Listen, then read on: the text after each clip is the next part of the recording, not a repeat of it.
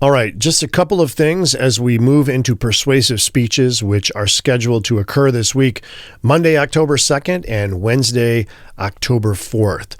So, first of all, I'm going to give you a warning at 4 minutes and then again at 5 minutes. At 5 minutes and 30 seconds, I'm going to stop the speech.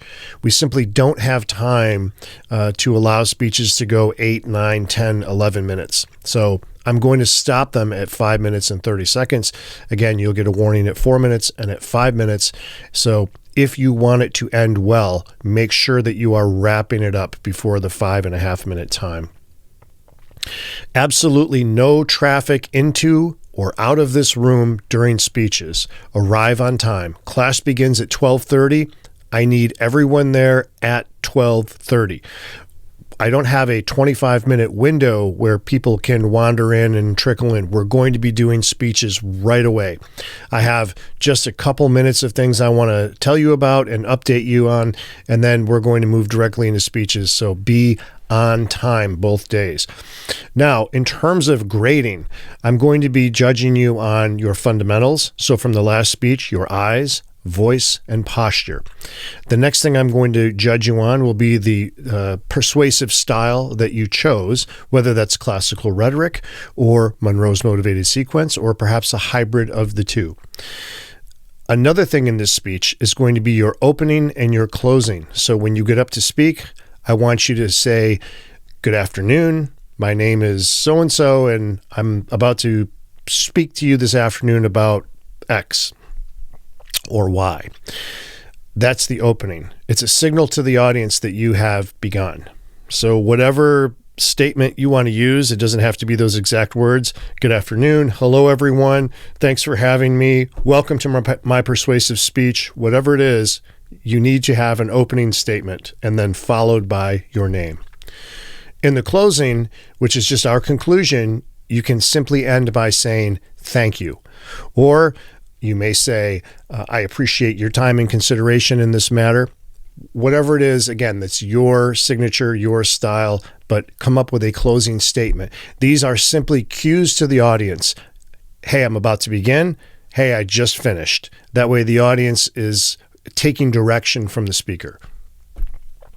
I'm going to, as I mentioned, the time is a big deal on this one. So make sure that you're rehearsing these ahead of time and you're not going over 5.5 minutes. Organization and performance is the final category. So when I judge these, I want to see that you've spent some time rehearsing them. I want it to be apparent that you know what you're talking about, and you should strike me as being an expert on the topic that you speak about. So the main thing here is, was rehearsal evident? Was the speech organized? Did this person do what I asked them to do in terms of the timeline, in terms of the introduction and the conclusion, the rhetorical method, etc.? So please remember, tomorrow and Wednesday, I need you there at 12:30. I don't have time for people to be trickling in.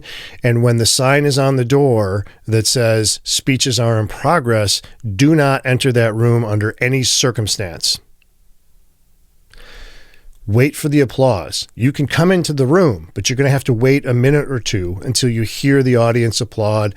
Then you can know, okay, now it's safe to come in. We're in between speeches.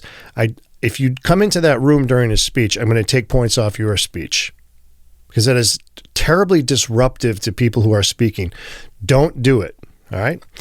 And while these speeches are occurring, tomorrow and Wednesday, I highly recommend that you use the restroom, get a drink, whatever you have to do to be able to sit still for the 80 minutes that we're in class, okay? Because unless it's a dire emergency, no one should be getting up and leaving in the middle of speeches.